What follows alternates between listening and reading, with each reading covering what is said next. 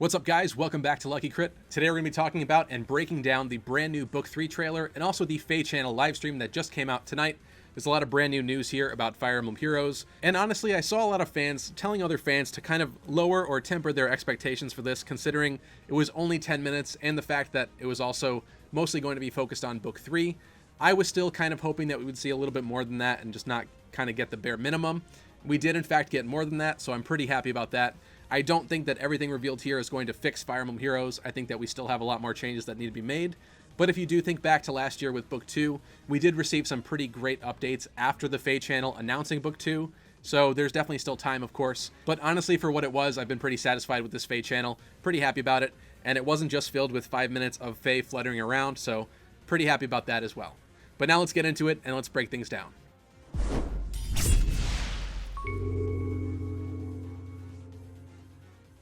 The trailer opens up with Ire, the Princess of Hell. We see her in a field of flowers, seemingly quite happy and content. Then Hell appears, embraces her, and the field of flowers and happiness fades.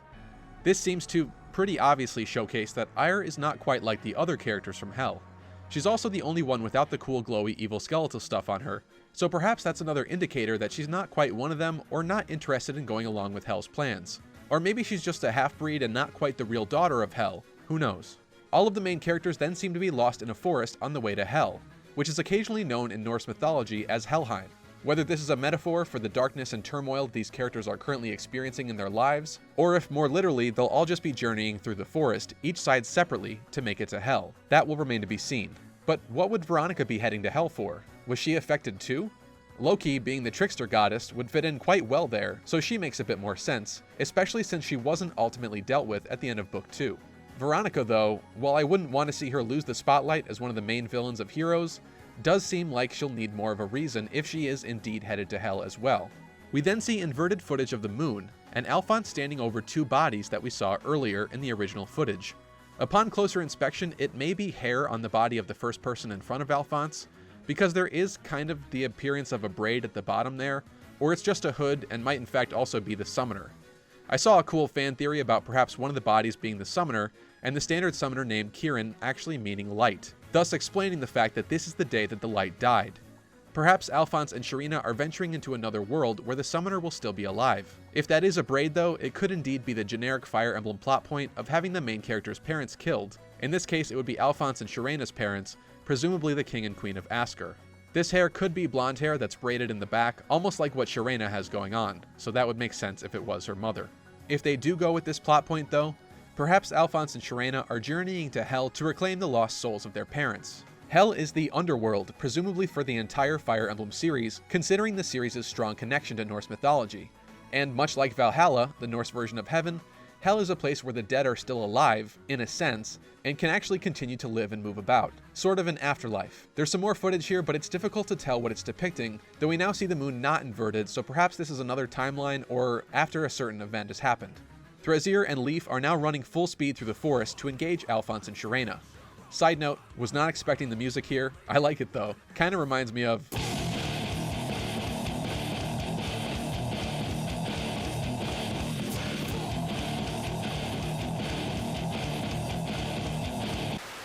Alphonse is then sent via spell almost into a crippling darkness where it seems like he's being shown a premonition of Sharina dying, or maybe this is real and he's actually been captured and forced to watch her die. I want to point out that in the close-up here that Hell is no longer standing behind Sharina, so while originally I thought this was kind of a cool twist from the clip with her arm outstretched that we saw before, which seemed like someone else was in trouble, now she's actually in trouble, which kudos to them, that's a good job. But the fact that Hell is not standing behind her makes it kind of seem like perhaps they just sort of threw these two clips together, so it's quite possible that both Alphonse and Sharina are experiencing each other dying. Or perhaps Sharina is seeing it happen to someone else, so maybe they're separated and both being forced to watch the other die. This could either be fake or a premonition or real. Of course, this could also just be a budget thing if they just wanted to keep Hell out of this shot, but from the clip before, we should honestly see something of Hell in the shot, so that's kind of questionable there. So this scene could either be a facet of the magic in Hell, the magic of Thrasir, or perhaps these are some alternate worlds where the characters actually do lose each other. Maybe they'll eventually come together? We know that Alphonse has the ability to open gates into infinite worlds. This may play into Book 3. Perhaps they're even originally using it to venture into Helheim, Or maybe the Alphonse standing above the corpses is actually the Alphonse of another world that has been driven mad and murdered his entire family. He does seem to look fairly similar to Leaf, and the shot of him standing above the corpses is rather foreboding. Or maybe the main characters, after having their castle ambushed by the Hell soldiers, will attempt to journey to another dimension where the summoner or whoever did die will still be alive there. Leaf does look very similar to Alphonse and is even wearing a mask which could in fact conceal his identity, so originally I did think that perhaps this could be the Alphonse from another universe, maybe the evil Alphonse. But another thing that I do want to point out is that the name Leaf is actually mentioned in the very beginning of the Ether raids, with the Ether Keep that's discovered by the Order of Heroes actually having been left behind by Leaf himself, who Alphonse says was the first king of Askr. In this case, it seems much more likely that this character, Leaf, is the lost soul or current version of the original king of Askr, and this is where he's ended up, in Hell.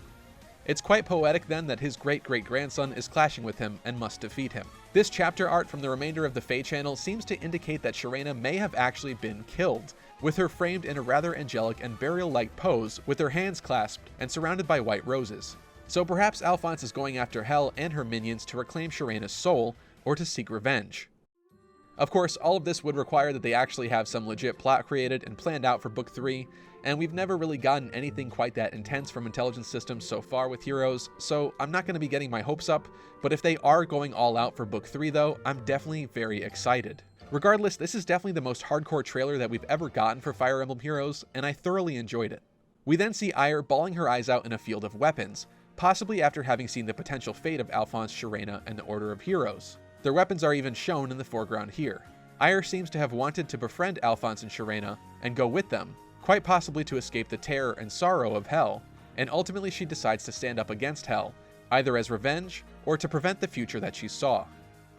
This chapter plot here focuses on the fact that the Order of Heroes seems to have been ambushed in a place they never expected to see enemy soldiers, so I guess it could be possible that Hell has the ability to open portals too, otherwise they just got the drop on them. So now for actual game changes. Like we saw in the accidentally revealed image they put out, there will in fact be new seasons, but actually 2 more than expected.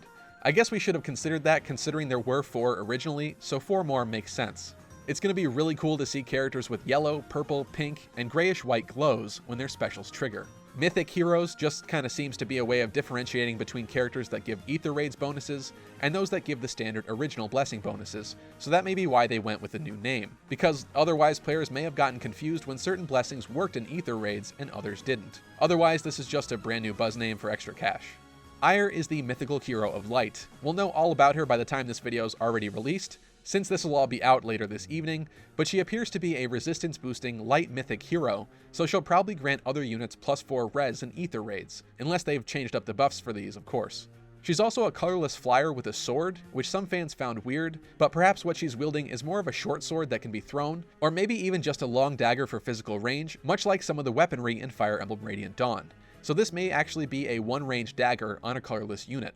That's kind of cool. Next we see Tabarn finally revealing that we are at last getting beast units. Honestly, praise Naga. Finally.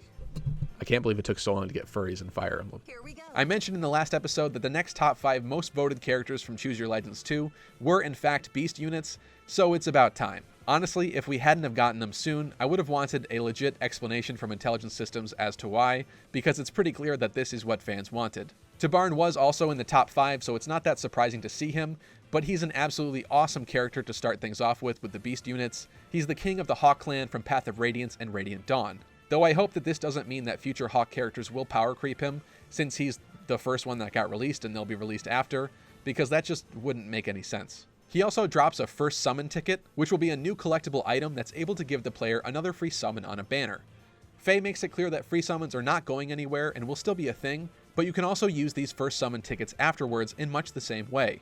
What I don't get about this though is that these are going to be limited, meaning that you'll have to spend yours within a certain period of time, otherwise you'll lose them. This will likely coincide with whatever monthly event is occurring at the time.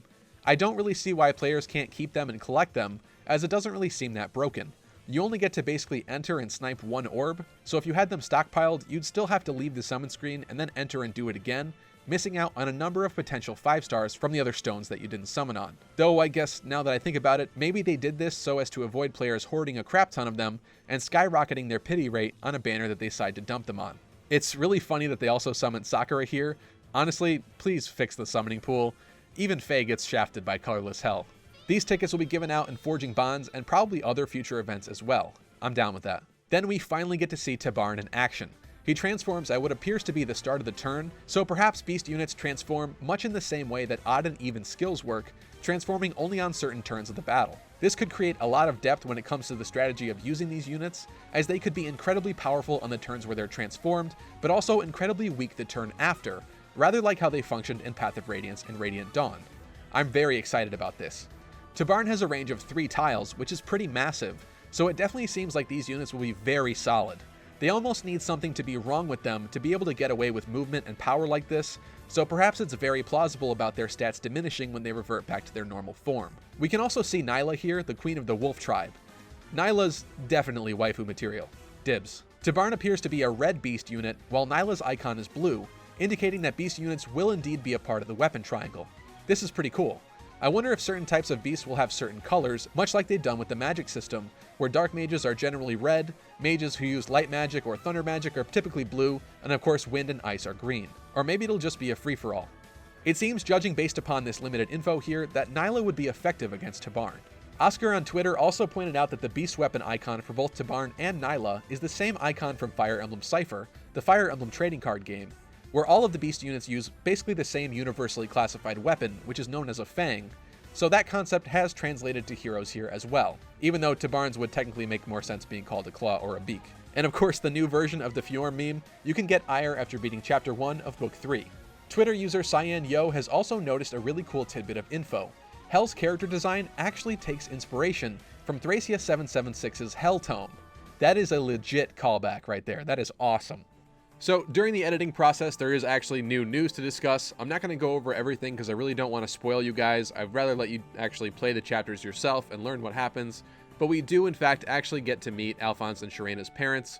There isn't enough released of the book 3 chapters yet to actually see what happens plot-wise. So I did leave a lot of the speculation in this video so you guys can kind of consider it and think about it. There's also some kind of bad news, honestly, about Ether raids. Unfortunately, it does seem like these new mythic boosts are actually a little bit pay to win for Ether raids, because in fact the number of merges that you have on the mythical character will give you extra points of lift. So I know there's already a lot of fans out there that are not too excited about that. It basically means that for the top tiers of Ether raids, all you're going to see are essentially whales with +10s of the mythic heroes, and, you know, obviously very kitted out teams. It's going to be very, very difficult, if not impossible, for F2P players to be able to reach the highest tier of Ether raids. And honestly, it's just not the best way for them to have gone about it. A lot of people are even saying that Ether raids is now dead. I don't necessarily think that it's dead. I just think that a lot of the freedom that the mode provided is now kind of going by the wayside, and it's becoming a lot more like Arena. So that kind of stinks. We can see, though, that Ire's effect is actually giving HP +5 and resistance +5. She also does have a couple of cool new skills in her kit, one of which actually negates the enemy being able to target the lower of your stats, defense, or res, and the other actually healing the unit that took the most damage last turn as a C skill, which is pretty cool, honestly. It also seems like they might, in fact, actually be serious about this whole Sharena death thing, at least for the time being, because she's even been removed from the update banner at the very bottom of the castle screen, where she's usually right across from Alphonse. So my thought process about this is either she's actually gone for good to make space for other characters, which would be a pretty ballsy thing for them to have done, or she's going to be gone and pretty absent from the game for the most part until the very end of Book 3, when Alphonse potentially succeeds in getting her back. I guess I just thought it was kind of interesting because most of these cutscenes that we see in Fire Emblem trailers end up being like premonitions or alternate futures or something like that. So this time it's a little bit different, apparently. It seems like it might actually happen in the game, and maybe Sharena's going to be dead for a little while. So I guess we'll have to find out. But the rest I'll leave for you guys to explore within the game, considering the chapters are now out. Go and claim your free copy of Ire, and have fun. So that's going to just about do it for this video, guys. Thank you so much for watching. If you did like this video, be sure to slash that thumbs up down below. It really helps out the channel. Be sure to let me know if you also like these kind of breakdown videos and you want to see more of them in the future. And also be sure to get subscribed to the channel if you haven't yet, if you want to see more Fire Emblem content. You can also follow us on Twitter for any news and updates. And if you'd also like to chat and discuss things beyond this video, be sure to check out our Discord server. All of these links, of course, will be in the description down below. We've also got some merch if you're interested, and I also do want to give a huge shout out and thank you to all of our amazing patrons. I will be working on a brand new BTS very soon, guys. I actually have it filmed, I just need to edit it, so you can definitely look forward to that. Thank you guys so much for watching, and I will be sure to catch you in the next episode.